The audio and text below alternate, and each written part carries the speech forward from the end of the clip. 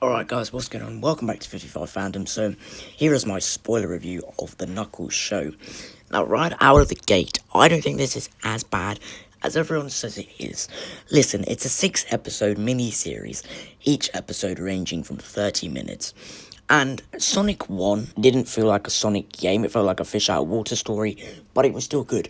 Sonic 2 leaned more heavily into the games, and Knuckles feels like it's in the middle, bridging the gap between, it's still quite quirky and nothing to do with the games like Sonic 1, but it has some stuff like it does in Sonic 2. Now, saying that I like the show, I thought Knuckles wasn't in the show enough.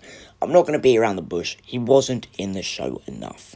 And while I think people are going over the top and going, Wade is the main character, it did focus a lot on Wade, and I didn't really want a show about Wade, but I do get it for budgeting reasons.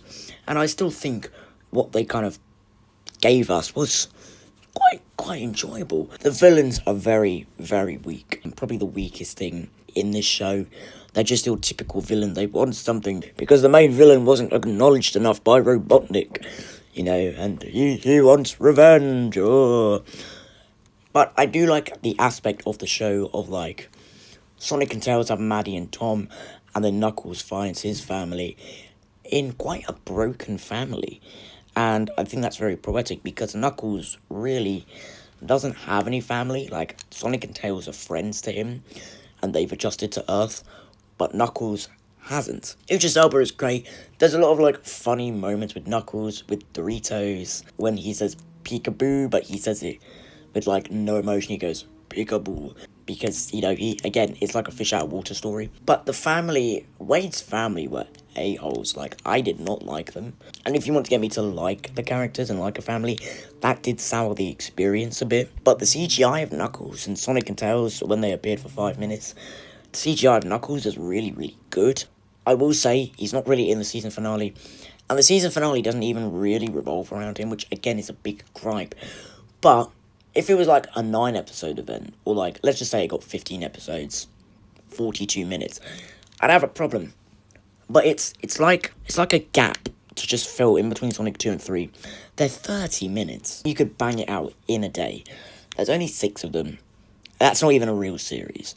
It's just a little thing to have Knuckles as the star, because Tails was focused on more in Sonic 2, and let's face it, Shadow's going to be focused on more than Knuckles was in Sonic 3.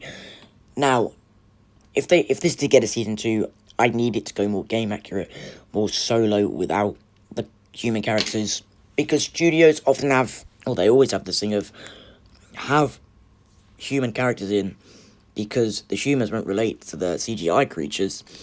We need to kind of get away from that. I just want a Sonic film, no humans, just Sonic, Tails, Knuckles, Amy, Shadow, Rouge, and Silver, maybe Dr. Robotnik as the only human. And they say that they want to do more shows. Now, with more shows, obviously this will get repetitive, and it won't be as easy on other shows, because I don't want you to say that a show is Knuckles and then have a load of Wade in it.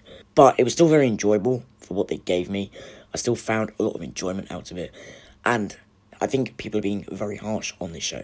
But listen, I think the action scenes were some of the best we've got in the franchise, and I personally really enjoyed the show. However, if a Season 2 does come and it repeats what Season 1 did, I will have to be more critical, and I will have to say, look, now we have to go more game-like, because eventually, with the human characters, it's gonna wear off. But guys, what do you think about my criticisms? Do you agree with me? Do you not? Let me know in the comments down below. Thank you so much for watching. Bye-bye.